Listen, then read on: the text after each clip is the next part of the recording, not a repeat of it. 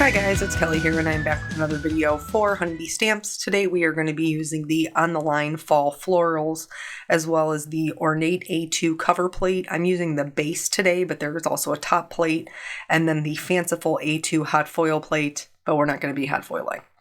So one of the things that we talk a lot about in card design is texture and making our backgrounds more interesting. And I wanted to show you that even without adding any kind of color, that you could do this with white on white. And so I'm going to be, cover plates are a great way to do this because it gives you texture along your whole piece. Another way you could do this is embossing folders, though I chose not to do that today, mostly because I wanted to show you that you could get more out of your hot foil plates without even hot foiling. So here, this is the sandwich for the traditional cutting plate, which is just your regular base in your machine, a cutting plate, your cardstock with your die, and then a secondary plate over top.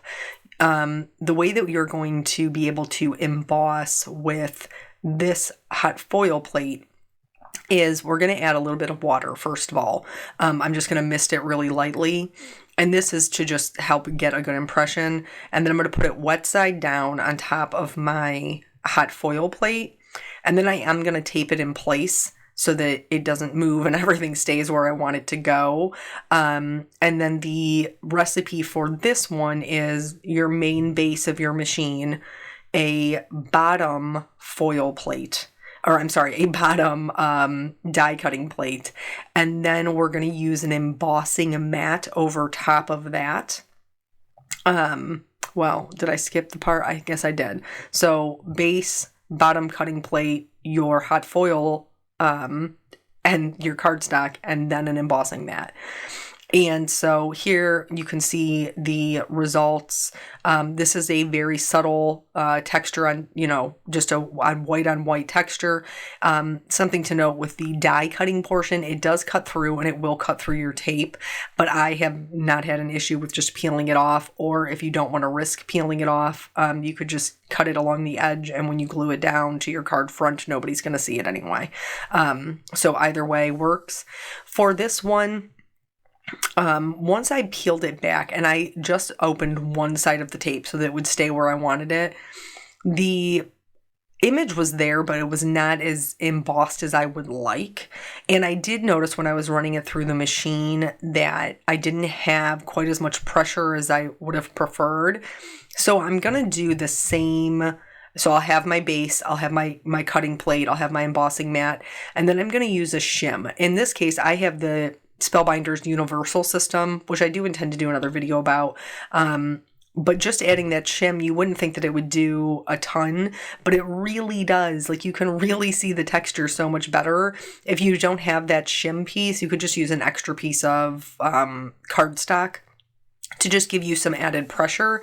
And then now here we have two backgrounds that are white on white that we will be able to use that will make our cards substantially more interesting without pulling away from our beautiful florals that are our focal point. So for me, these florals, this is one of the things that I love about the On the Line ones, because the succulents are the same way.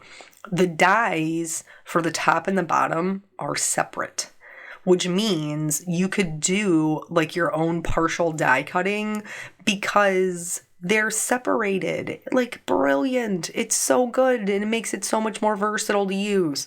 So I will be stamping them both on separate pieces of cardstock, because for one of the cards, I intend to show just a little bit of the texture, and for the other card, I intend to show a lot of the texture. So I will be stamping them on two different pieces of white cardstock. This particular cardstock is Nina 80-pound solar white cardstock, and that's my preferred go-to for Copa coloring, which is how I'm going to color these images up. So I stamped them twice in my Be Creative Intense Black ink from Honeybee because it is safe with my alcohol markers. And then we're going to get into the coloring, which I think you're going to be interested to see, honestly, because it's a little less traditional than I normally do. And I like that. I like breaking out of the box every once in a while.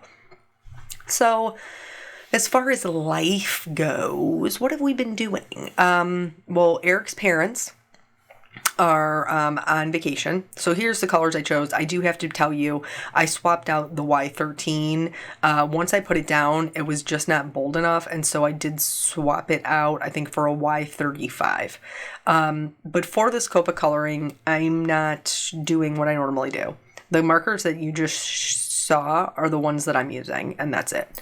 I don't intend to do flat coloring, but I'm not going to do 4 different colors for each image, because I just wanted to show you that that it doesn't have to be overwhelming. You know what I'm saying? Like, we can get some other shades and dimension going with just a handful of markers. It doesn't have to be what I do traditionally, which is like 4 colors for everything. It doesn't have to be that way. So here I'm just going to go in, I'm going to map out my images. I'm going to lay down all mapping is just laying down your first layer of color in each one of your images before going back and coloring them all. So Eric's parents are on their own vacay, and so they have not been available to help with the kiddos, which is no big deal. Like, they totally earned their vacation. I was pretty nervous for them because they are not going to Florida, but they're going pretty close to Florida, and I was worried that like their vacation spot wasn't gonna exist. But fortunately for them, it is, and they made it there safely. So yesterday, we pretty much just hung out at home. Like, we didn't really go anywhere, do anything. We didn't have any guests over or anything like that. So we watched a lot of Disney movies. Miss Caitlin loves the Disney movies with songs.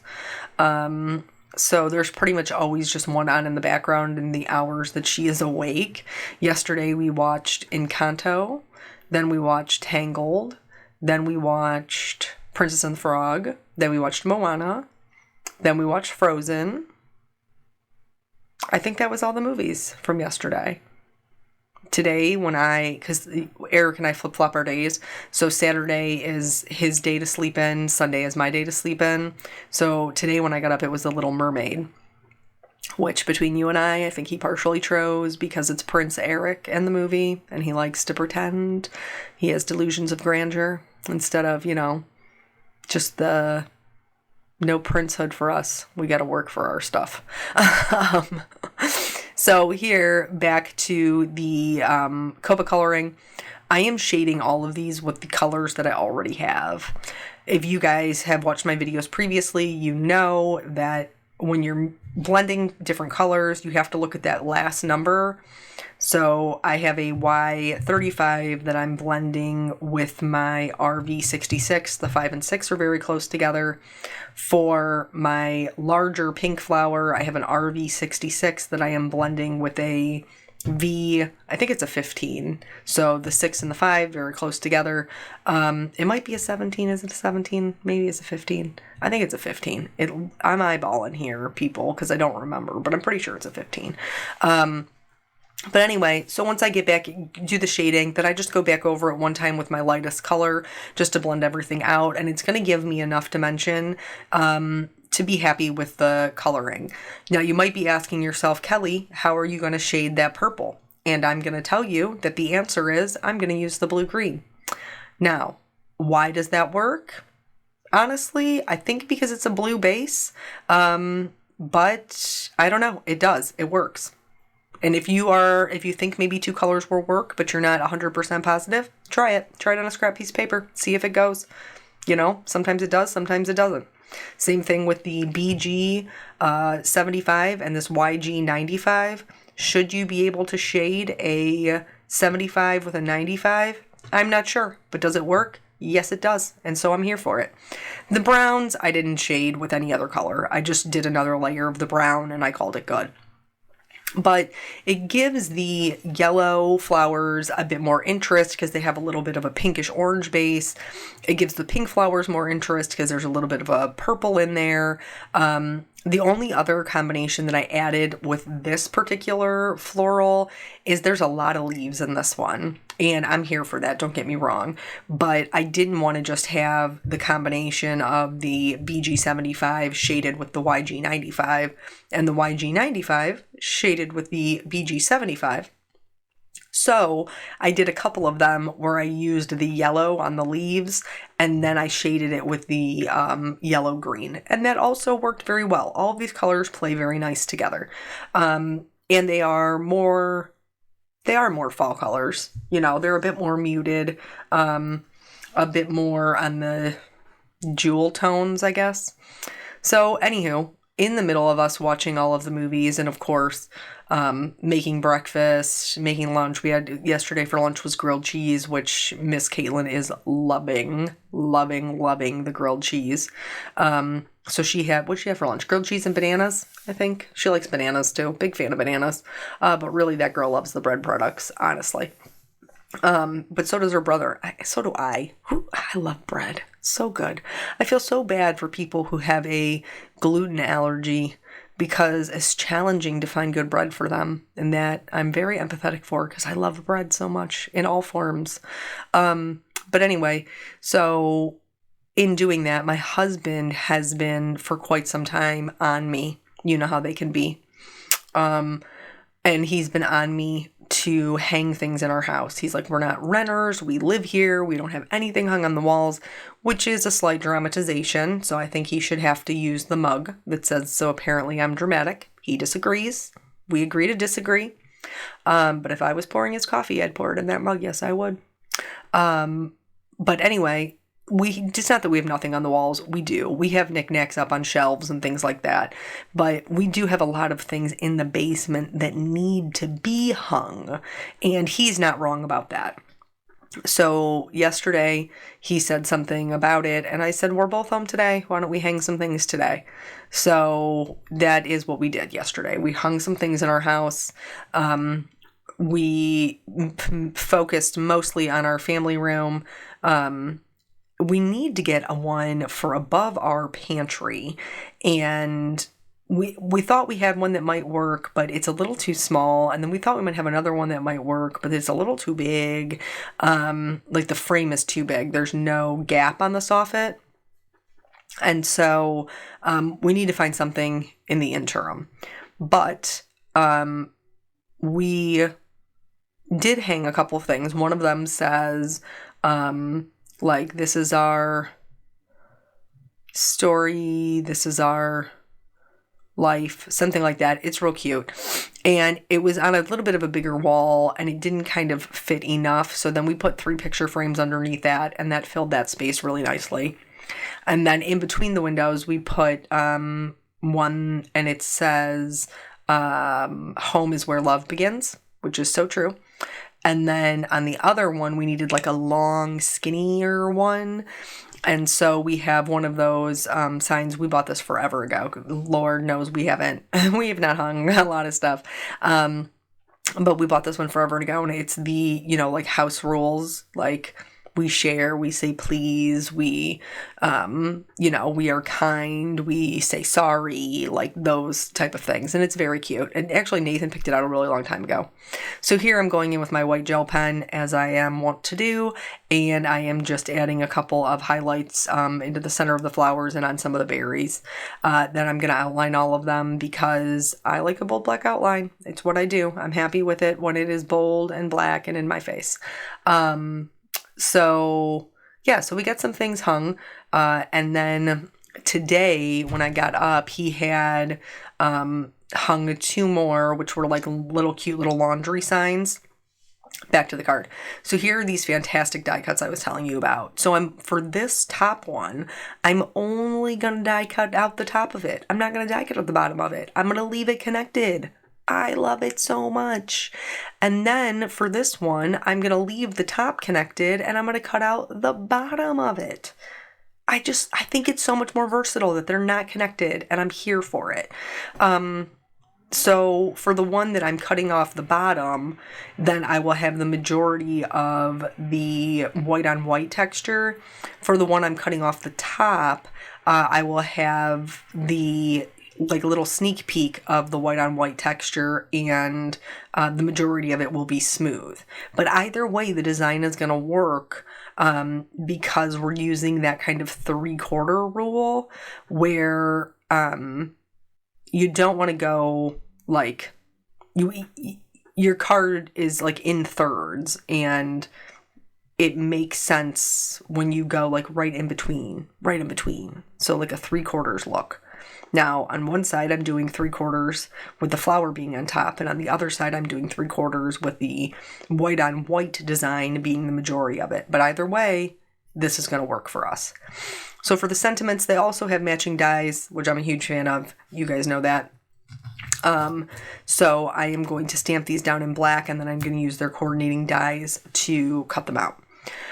So anyway, when I got up today, he had hung this little laundry. It's like a little hanger, but then it has signs below it. So he hung that one in the actual laundry room. And then the other one, which I think one of my sisters got it for me for Christmas. It says, "This home has plenty of love and laundry." Ain't that the truth? Oh, ain't that the truth? So he hung that one like as you're coming into the laundry room, which is like in our little hallway, and that one fits nice. So now we have hung 1, 2, 3, 4, 5, 6, 7, 8 things. 8 things in the last 2 days, and I may get a reprieve on hanging the other things. We will see. We will see if he's back on me again. But today I spent part of my time printing out pictures to go in those frames that we hung. And so one of them is from our wedding. One of them is the last family photo that we took at Caitlin's 9 months. 9 months, yeah, because she is coming up on 1 year, y'all, in November. Can't believe it. And then the other one is the picture of the kids, just the 2 of them. That was taken, I think, in her 3 months. It's just a really cute photo. So I will put those in frames after I'm done doing my voiceover. So then at least we have pictures of our family in the wall and not in the wall, on the wall, and not just in like pop-up frames that are on our mantle or our end tables. So here I have added this popped up on some foam tape. I love the white on white texture because it really allows those flowers, those bold flowers, to be the star and not detract from it. And that's really what I'm looking for when I'm making a card, is that my focal point is the focal point. So the little sentiment, it just says, "You're the best." I popped that up on foam as well, and then just kind of tucked in underneath the line.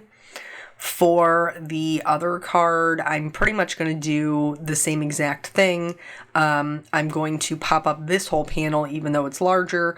I'm going to pop that one up on foam, but the sentiments will be glued then flat because they'll be adhered to the panel that's already popped up.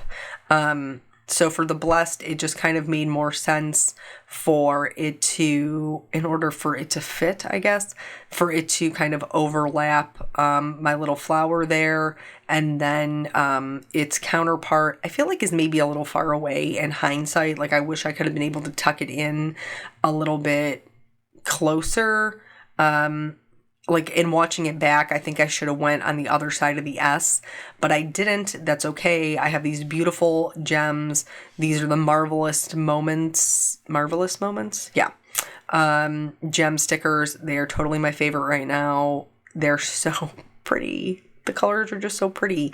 So I chose some kind of brownish copper colored ones, to just kind of fill in that area and tie my sentiment together, since there was a little bit more gapping. And since I like all things shiny, I also had to add them to my other cards, so I just added a little cluster of 3. And then I'm adding the shimmers to all of everything, everywhere, all the time. Shimmers everywhere. Do it. You won't regret it. It's very pretty. And then that's it. That's both cards. So I hope this inspires you to kind of try playing around with your products to see what kind of textures you can get. Even if it is just, you don't even have to do white on white. You could do tone on tone. You could do a lot of different things here and still get some really pretty textures that make your cards more interesting. Thank you guys so much for joining me, and I will catch you on the next video. Bye.